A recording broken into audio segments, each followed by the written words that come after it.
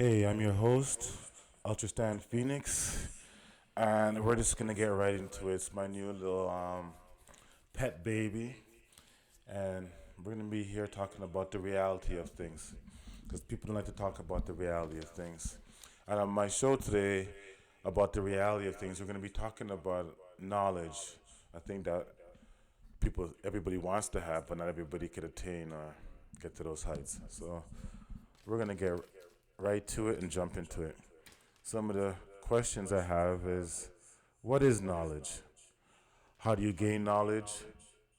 Who do you learn knowledge from? How far will it advance you? Who benefits from having knowledge? Whose knowledge is right or wrong? Who do you share knowledge with and why? High capacity for learning, the ultimate outcome. Well, let's deal with the first question. The first question is, what is knowledge? Well, if I could read right here, according to Google or this dictionary, it says, what is knowledge? It says here, the objective of the analysis of knowledge is to state conditions that are individually necessary and jointly sufficient for proportional knowledge. Stanford Encyclopedia of Philosophy. No, whatever the hell that means, a bunch of scientific mumbo. They can't just say it's like, geez, something simple, but we're going to get into it. Knowledge. When I was younger, I wanted to be a priest in grade 3. And I don't know if it was something spiritual over me. I come from a very spiritual household, but we used to say spiritual, but I know it's soulful. I came from that, and I was really into it, powers and having powers and gaining knowledge. So I wanted to be a priest. I thought there was something godly about it, being a priest. Hell no, I wouldn't want to be a priest anymore and stuff like that, knowing what the Catholics priests do to children and little boys and forth and whatnot. But that was my first pure into experiencing knowledge. I never really dived into knowledge until later on in my life when I was around. Well, like I was always around me because in my neighborhood there was a lot of elders around. I was talking about higher stuff, but I wasn't into it. I was into my sports and women and trying to look good. I wasn't into it, but I was heavily, heavily soulful, and I was always into certain things and open-minded. And my first real heavy dose of knowledge is when I was in my neighborhood. I'm from Toronto, and from a neighborhood called Jane and Finch, and I'm from the south side of Jane and Finch, a place called Driftwood down the lane. And I was like, one of the elders at that time was Strings, a good friend at that time of mine, was talking about Inky and Enlil and space and time. And you have to remember at that time, when I was growing up, at that time when I was younger, my early 20s, my neighbor was a lot of dreads were heavily influenced in Haile Selassie and all that stuff. So when I heard him talk about Inky and gold and there's a higher purpose and stuff like that, I was like, all bought in. So by the time I went home, I went back to Scarborough at the time. Um, I ended up calling Strings. I was like, What were you talking about in the neighborhood, man? That was some deep stuff." And he told me, "Boy, you have to sip this with like tea, or it'll burn your lip." So I was like, "All right." He starts talking to me about Dakota House and 666 and where a whole bunch of stuff for the Pope went and David Copperfield and a whole bunch of stuff. I was like, damn, it blew my mind. So me hearing that, coming from a Catholic background, because I went to Catholic school my whole life, so I was very into the occult. Basically being a Catholic is being a part of being a cult. People like to admit that, but that's what it is. I dove right into it, started to read into it. I got to find out that the person who wrote the books was later to be my mentor, was a man called Dr. Malachi Z. York. And when I went down to where is it? Jane and Lawrence and all the man them were down there and they were talking to me. And I had a Jesus piece on those times, a silver Jesus piece, like you know those the white Jesus hippie look. This guy started to laugh and said, "Boy, look at Roger, I'm a weird Jesus piece." And they started to diss me and stuff like that. And I was gonna shoot it over the balcony, like, "Nah, don't shoot it. Just like put it somewhere else." Somebody took it, but I let it go away. To make a long story short, they gave me Malachi's book, and I never saw Dr. Malachi York at that time. They were watching a video with him in the living room, but I went straight to the washroom and I started to read one of his books called The Holy Tablets. I just got into it, and I'm a good reader, so I went around the corner. I saw actually them watching the video of Dr. York, and I was like, oh, he doesn't look like a doctor. I thought I was like a doctor in my mind of like a a white man doctor look. And I saw him talking and the way he was going, I was like, damn, this guy's powerful. So that was my first real foray into deep knowledge, real esoteric knowledge. Not no, hey, we're from Africa and this is our roots and we were over some slave ship and all that madness. So I wasn't really into it. So when I started to listen to Dr. Malachi Z. York and him raise my energy levels and him raising me mentally with the knowledge, and I was like, damn, I need to meet this dude. So in 2001, I went down to Savior's weekend in Atlanta, Georgia, and I actually shook the man's hand. It's like soft as pills. It was very, not emotional for me, like I was crying, but I was so happy. I was like, damn, I met, because to me it was like meeting Jesus of our time, and but even higher, because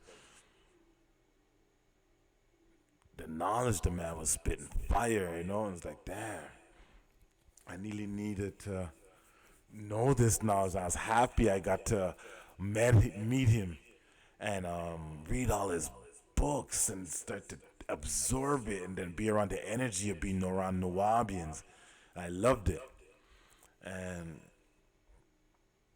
unfortunately, Dr. Malachi Z. York, as you guys know or people know, he ended up going to jail for a whole bunch of madness that from a very malevolent sheriff. I think it was Sheriff Sills of someplace up in Macon, Georgia. Was they did not know where these Nawabians are coming from with this spaceship stuff and the garments that people are wearing up in Macon and the pyramids. You have to remember you're going to a place that's Christian, white, and they were like, that's like people come out of this is like Star Trek. So yeah, they did him in. But master teacher, I always had the foresight to say after he's gone, there'll be other teachers, and you have to know who you're going to be, have to follow or know who you're going to get the knowledge from. So basically, that was my foray into deeper knowledge when I got to find out about master teacher and about Malachi. It raised my levels like tenfold. So then, how do you gain knowledge? Like I said, I gained mine from Malachi, and I did a lot of reading when I was younger, tons of reading, and it led me to Master Teacher, which led me to a whole bunch of other people. I'm gonna do a reality of things show on the top 10 people who have been the most influential people in the esoteric knowledge in the last 30, 40 years. Such people as Master Teacher, Elijah Muhammad, William Cooper from Behold a Pale Horse, um, Jordan Maxwell, Alex Jones, Michael Tessarian, your David Ikes. So your Kevin Trudeau's. So we'll get into that in my next episode. But for now, we're in the knowledge. So how do you gain knowledge? So I got my knowledge from all those people I just mentioned, and that's how I was gaining it. Kept on building up my energy towards it, learning more and more, building, being more open minded. Don't get me wrong, not being open minded to be stupid and not be a thinker, not to analyze and be a critical thinker of the information or the outformation I was gaining. So I would research everything. That I was basically a sponge. I was absorbing everything, which I still do, and throwing out the trash and eating what was good. Throwing out the trash, eating what was good. Basically, taking what was right and getting what was wrong in the knowledge, and it perfected me. And like Nubin Minkara said from the mental, like shout out to Nubin what he's doing. Iron sharpens iron, so my mind was so sharp with the knowledge, and those early days as being Nawabians, those were the debate days, and we were debating everybody. We were chewing up everybody in debates. You want to talk about spaceships? Oh, we were on you on spaceships. You want to talk about Pleiad, Cyrus B, Iliuan, the star systems. We were into it, you know. So we were killing people. The Muslims couldn't deal with us. The Christians couldn't deal with us. The Jews never stepped to us. So we were killing them in Toronto, and yeah. Then the unfortunate thing happened, master teacher. So who you gain knowledge from and what is knowledge is very important. It's a stepping stone for what you're supposed to be doing and who you're supposed to be following. So it leads us to the same question as in number three: who do you learn the knowledge from? And when you're learning from these astute people, and they're not and these people are not university people I was talking about who I learned from.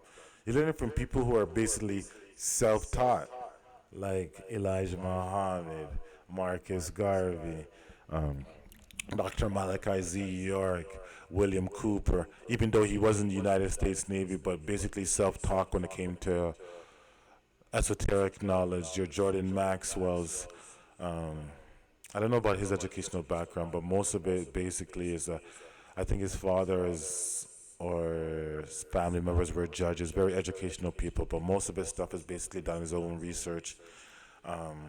Michael Tessarian, I don't know his educational background, but I could say honestly probably be most self-taught. So yeah, the people I was learning from were picking up the energies out the ether, getting the transmissions, and we're giving it to the sheeple. And when you're plugged into that sheeple matrix and you're plugged in, it's hard to get up. But it was always easy for me to get out because my mind was so jacked into knowing something else than this three-dimensional planet.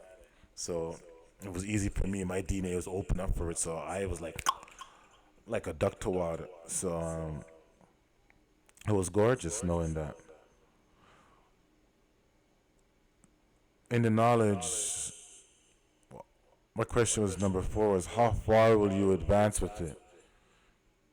Well, depending on how powerful your knowledge is. If you have an information knowledge, basically earthly knowledge, it'll give you earthly advancement. If you're dealing with outformation knowledge, it'll give you knowledge that's not of this realm, dimension, or outside this planet. So how far the knowledge will it advance you will basically depend on how high it is, because there's different levels of knowledge, and people don't get that. It's like if you go to high school, you have basic, general, and advanced, and that's the way it is to me, at least. With knowledge, you have basic knowledge, which to me is your monotheistic religions of the planet, meaning mono, meaning one, and theistic, meaning a theory, a one theory knowledge, and that'll be your basic Judaism, your Christism, your Mohammedism. So those are the three planets that dominate the world's religions to this day. So that would be your what you call your basic knowledge. Then you have your general knowledge, which is basically everybody thinks they know it, and that's your general knowledge, you know. And then you have your advanced knowledge, or what you call today would be your alternative news or whatever. People don't want to hear it. It's hard for them to deal with that. it's hard for them to deal with the reality of things, of the knowledge that they're going to receive, because it's going against every nuance of what they believe. And they're going to have a thing called cognizant dissonance. They're not going to want to believe something that's in front of them, even if it's in front of them. So that to me is that you have your basic, general, and advanced knowledge. So that's how knowledge will advance you, depending if you're on this general, basic, and advanced level. Who benefits from having knowledge? Well, in the world that we're living in this three-dimensional world of people, places, and things, like Malachi Z. Yerk used to say, the people who have the knowledge in this planet to this day are what you would call your one percenters, or your Illuminati, or your New World Order, your Bilderberg groups, or they're all the same, a part of one beast. So those are the people who have the knowledge today, because they control the masses. There's only a little few number of them, so it's not a lot of them. So those are the people that would be controlling the world today, what you so called knowledge, because the rest of the sheep are still plugged into the sheeple matrix. You'll know the ones when you see them that are unplugged. An example of that is that the people who are plugged in are the ones walking around with your COVID mask. The ones who are not plugged in are probably not the ones who plugged in. Not to say that they're advanced knowledge, but at least they're better off than the people who are wearing the mask. So that's what it is there. Like I said, the people who are benefiting from having advanced knowledge, or what you'd call today your Illuminati or your enlightened ones. Whose knowledge is right or wrong? Well, if the Illuminati is running this world with Luciferian Satanist knowledge, then at this point their knowledge is superior. Because if the knowledge that we were supposed to be giving out was superior, we'd be running the planet. It's just that we have limited numbers of people on this planet with high state of consciousness, or who are unplugged from the sheeple matrix, that we're not more powerful. The more people get unplugged from the sheeple matrix, we will become the more powerful. So we have more power than them because we're speaking the reality. But in their fake matrix, which they control, and they control the people like machines, their knowledge is triumph right now, until we could raise the consciousness of the people on this planet, which is tiresome, very tiresome. So when it gets into whose knowledge is right or wrong, the the Satanists and the Luciferians and the Illuminati, or whatever you want to call them, I hate saying all these names because it's just malevolent people. Their knowledge is triumph right now. Doesn't make it right. Just that it's winning right now, because you see the totalitarian system that we're living in right now, and which we're going into right now with the draconian laws with this COVID thing. Who do you share knowledge with? You share knowledge with with people who are like-minded. You don't share knowledge with people. Shit. Oh, sorry. You don't share knowledge. Sorry, something happened in my chair. You don't share knowledge with people who are not like-minded, and people who are not ready to get unplugged from the sheeple matrix. Because when you try to unplug somebody, and the reason why I say sheeple matrix is because the sheeple, and if you know anything about sheep, they follow. That's why I say the sheeple, which the people who are in the know what that means. People who don't know what the sheeple mean, I just explained it to you. So people are sheeple, and the people that just follow left, right, left, right. Simon says what the government, what the government says. And why I say the matrix, because they're plugged in still. So the sheeple matrix are still plugged in. So you can't deal with them. Those people, their DNA is not opened up yet for them to receive it, or it might never be open. So those are the people you don't share things with.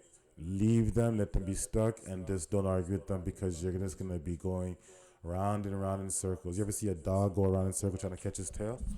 That's what you're gonna get. A dog going around and round in circles trying to catch his tail when you try to deal with people who are not like-minded. It's very hard to find like-minded people when you're dealing with high knowledge, advanced knowledge, because they want to be stuck in the matrix. So who you share knowledge with is very important. In the ancient world, you couldn't share knowledge with just anybody. You had to be learned and being raised. And that's the way we have to deal with it today. Number 8, the question was a high capacity for learning. Kevin Trudeau, I learned that from him, or how the elite or rich people work.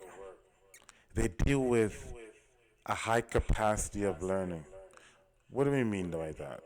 An example of that. A high capacity of learning is this. When you tell somebody something, are they the type of person that says, "Oh, I know how I done that before, don't worry about it"? Well, you know that person doesn't have a high capacity of learning, because they already shut you out already. So they're going to be probably at a 1, 0. The people, then you go tell somebody who they're willing to learn, they're willing to listen, and you tell them something, and it's like, oh, okay, there's a different way of me doing it. That's good. I think I added to my repertoire of doing things. That person has a high index of capacity of learning. Those are the people are most likely are the people you want to share knowledge with, because most likely they'll be like-minded people. So yes, you have to deal with people who have a high capacity of learning. Once you see people who are know-it-alls and they don't want to listen, I'm not going to say you can't listen to somebody who has knowledge, but it has to be reciprocal. Where you could listen to them, and they could listen to you, but you're gaining energy, both of you, and you don't feel like if one person leaves the conversation drained of energy. Okay? That's your high capacity of learning. What's the ultimate outcome? The ultimate outcome is basic. It's power. It's power. The ultimate goal of having knowledge is power, and raising yourself to have a higher consciousness to where we're going, which is the fourth dimensional train of thought. Higher capabilities of intuition, psychometry, clairvoyancy, and telepathy. Well, I won't say those 4 things without elaborating on them. We used to have these 4 higher senses back in the days, and we got taught by a great master teacher at the time, Dr. Malachi Z. York, that the back of the hippocampus part of your brain, when Enos was being born, Enos was basically, according to the scriptures, the father of the Enoshites, or what you call the white man in those early days, because there's different versions of what today you call the so-called white man.